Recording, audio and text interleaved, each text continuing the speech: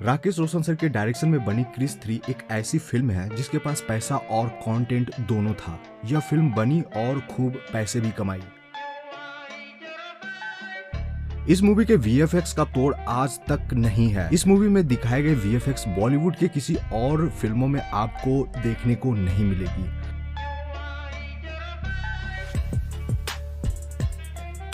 अब यह सब पॉसिबल कैसे हुआ 2013 में? इसको देखने के लिए आपको हमारी ये वीडियो देखनी पड़ेगी। So let's get started. यह मूवी का स्टार्टिंग का सीन है जब क्रिस को हम पहली बार देखते हैं। इस जगह क्रिस बहुत ऊंचे से क्रेन पर खड़े हुए नजर आए थे। इसकी शूटिंग नॉर्मली एक VFX स्टूडियो में हुई थी।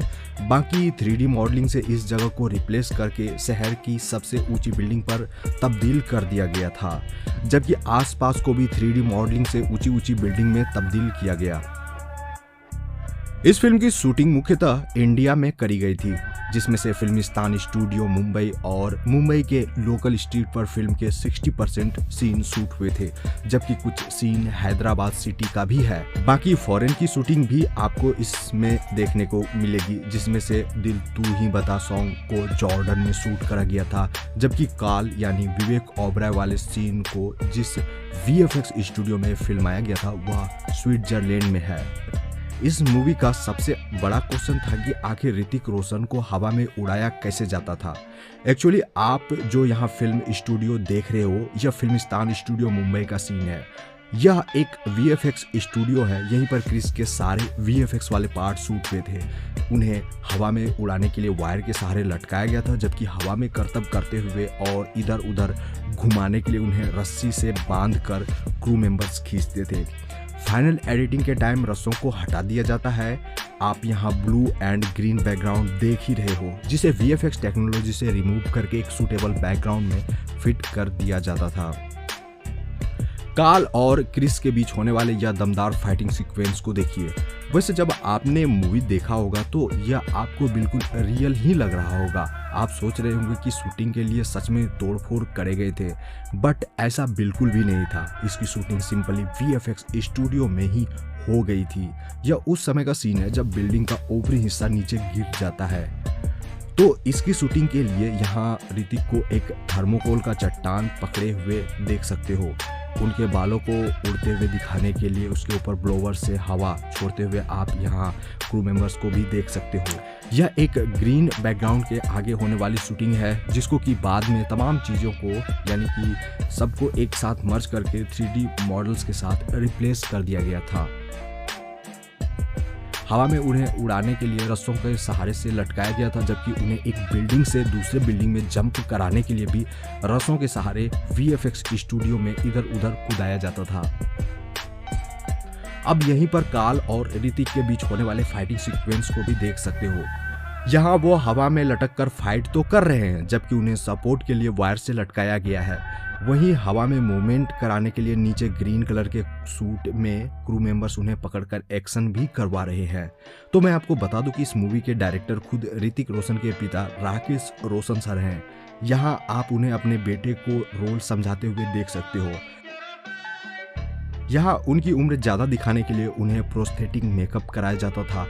एक्चुअली प्रोस्थेटिक मेकअप से उनके चेहरे को ज़्यादा उम्र का दिखाया जाता, जैसे कि झुर्रियाँ और बालों को कम दिखाना इत्यादि। इसमें काफ़ी समय भी लगता था। इस मूवी में कंगना रनौत ने काया का रोल प्ले किया है, जो कि खुद एक सुपर वुमेन होती हैं। उनका इस मूवी में काफ़ी ग्लैमरस अवतार देखने को मिला था। आप यहाँ उनके शूटिंग का कुछ पार्ट देख सकते हो। यहाँ पर डायरेक्टर राकेश रोशन सर उन्हें रोल समझा रहे हैं। उनकी यह वाली शूटिंग स्विट्जरलैंड के फिजिकल सेट पर हुई थी, जिसे कि लैब में तब्दील कर दिया गया था बाद में। उन्होंने खुद से ही फिल्म के सारे एक्शन परफॉर्म किए थे। Mind blowing. ऑफिस जाते वक्त यहाँ पर प्रियंका चोपड़ा और ऋतिक रोशन के डबल रोल को एक साथ देख सकते हो। यह सीन भी एक VFX स्टूडियो का है, जहां आप ग्रीन बैकग्राउंड देख रहे हो। इसे बाद में एक ट्रैफिक वाले रोड में तब्दील कर दिया गया था एंड बाद में बैकग्राउंड को चेंज करके एक भीड़ भाड़ वाले रोड में भी बदल दिया गया। डबल रोल वाले पार्ट को शूटिंग करने के लिए एक ही सीक्वेंस को 2 बार करना पड़ता है। आप यहाँ पहले ऋतिक रोशन को आगे बैठे हुए देख रहे हो कार के आगे, जबकि पीछे एक दूसरा बंदा है। फिर उनकी फेस को ट्रैक करके ऋतिक रोशन वाले एक्सप्रेशन को वहां ऐड कर दिया जाता था।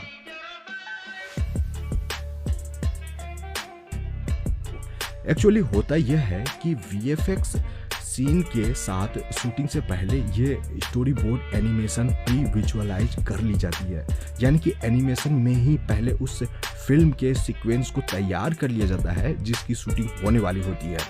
फिल्म मेकर्स को पता चल जाता है जिससे कि उन्हें एक्चुअल में करना क्या है, एंड फिर उसी के आधार पर फिल्म की पूरी शूटिंग होती है, जिससे कि गड़बड़ी का चांसेस भी कम हो जाता है।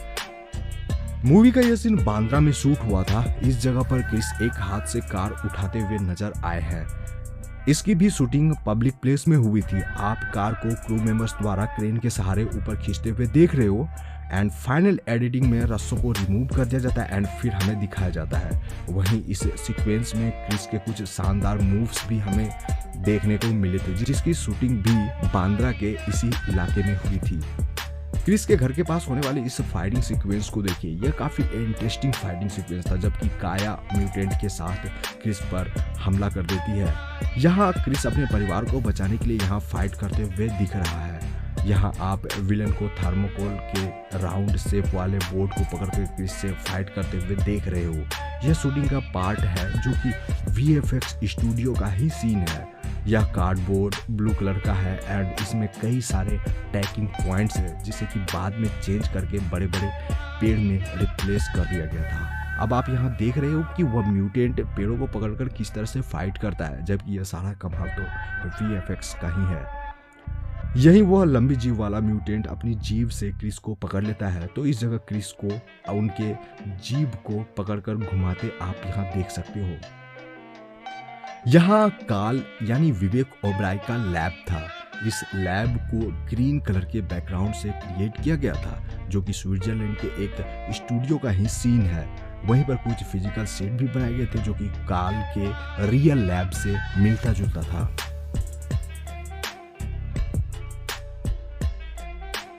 ऋतिक रोशन के गोद में एक बच्चे को देख रहे हो। यह वाला सीन हैदराबाद फिल्म सिटी का है। यह वाला शूटिंग पब्लिक प्लेस में ही हुआ था। वहीं मॉल वाला शूटिंग सीक्वेंस देखिए, यहाँ जब वो एक लेडी को बचाते हुए दिखे थे, इसके लिए उन्हें वायर के सहारे लटकाया गया था, जिसके बाद ही इस वाले पार्ट की शूटिंग कंप्लीट हो पाई थी। क्रिस के सुपर पावर के साथ उनका कॉस्ट्यूम और मास्क भी काफी फेमस है। आज भी लोग इन्हें फॉलो करते हैं। एक्चुअली इनका सूट प्योर लेदर का बना था, जो कि काफी भारी था। उसे पहनने में काफी असहजता होती थी, बट इसके बावजूद भी उन्होंने सारे एक्शन सीन इसे पहनकर ही किए थे। ऋतिक रोशन अपने शानदार एक्शन के लिए जाने जाते हैं, जिनको खुद टाइगर श्रॉफ फॉलो करते हैं। ऋतिक का डांस और एक्शन में कोई जवाब ही नहीं है, बट इस फिल्म के लिए उन्होंने भी 6 महीने की मार्शल आर्ट ट्रेनिंग ली थी। इस मूवी में दिखाए गए सारे एक्शन सीन उन्होंने खुद से ही किए थे। इसमें किसी भी तरह का डबल बॉडी यूज ही नहीं हुआ था। म्यूटेंट और क्रिस के बीच होने वाले इस फाइटिंग सीक्वेंस को देखिए, किस तरह से इसे बनाया गया था। यहाँ म्यूटेंट अपनी जीभ से पानी का कैन पर क्रिस पर फेंकता है। इसकी शूटिंग के लिए ट्रक में पानी के बहुत सारे बॉटल्स रखे गए थे, बट इसकी शूटिंग के लिए रियल में पानी यूज ही नहीं हुआ था। इस वाले पार्ट को वीएफएक्स और एनिमेशन के जरिए ही बनाया गया था, जबकि इस वाले एक्शन सीक्वेंस की शूटिंग भी आप इसी लोकेशन पर होते हुए देख ही सकते हो। यहाँ उनके पीछे ग्रीन बैकग्राउंड है, जिसे फाइनल एडिटिंग के बाद कुछ इस तरह से दिखाया गया था। क्रिस की तरह काल के कॉस्ट्यूम को भी रियल में बनाया गया था। इसे मेटल और कपड़ों से बनाया गया था, जो कि काफ़ी हैवी था, बट ऐसा भी नहीं है कि पूरी तरह से उनका कॉस्ट्यूम रियल था। उसमें वीएफएक्स और एनिमेशन ऐड करे गए थे, जिससे कि और भी वह भड़कीला दिखे। यहाँ क्रिस ऊंची ऊंची बिल्डिंग से कूदकर उस प्लेन तक पहुंचने की कोशिश करता है। इस सीन के लिए फिल्मिस्तान स्टूडियो में कुछ बिल्डिंग्स बनाए गए थे। उनके बैकग्राउंड में ऊंची ऊंची बिल्डिंग्स दिखाने के लिए और उसी बिल्डिंग्स को ऊंचा दिखाने के लिए वीएफएक्स टेक्नोलॉजी और कुछ मैटिक पेंटिंग भी यूज किए गए थे। आप यहाँ शूटिंग के दौरान उसके बैकग्राउंड में ग्रीन कलर के पर्दे को देख सकते हो। इस जगह वह कूदकर उस एरोप्लेन के पहिए को पकड़ता है। तो इसके लिए रियल के प्लेन के पहिया और नीचे वाले पार्ट को शूटिंग के लिए लिया गया था, जिसको होल्ड करके यहाँ आप ऋतिक सर को शूटिंग करते हुए देख भी सकते हो। उसे सपोर्टिंग के लिए वायर से लटकाया गया था, जबकि दूसरी तरफ आप उन्हें उस लैंडिंग गियर को भी कंधे में उठाते हुए देख सकते हो। वह लैंडिंग गियर को स्टूडियो के अंदर लाया गया था, बाकी सारे पार्ट को मर्ज करके हमें मूवी में कुछ इस तरह से दिखाया गया था। हे गाइस, तो आप हमें बताइए कि रावण और क्रिस 3 में आपका फेवरेट कौन सा मूवी था। आप हमें कमेंट में जरूर बता सकते हैं।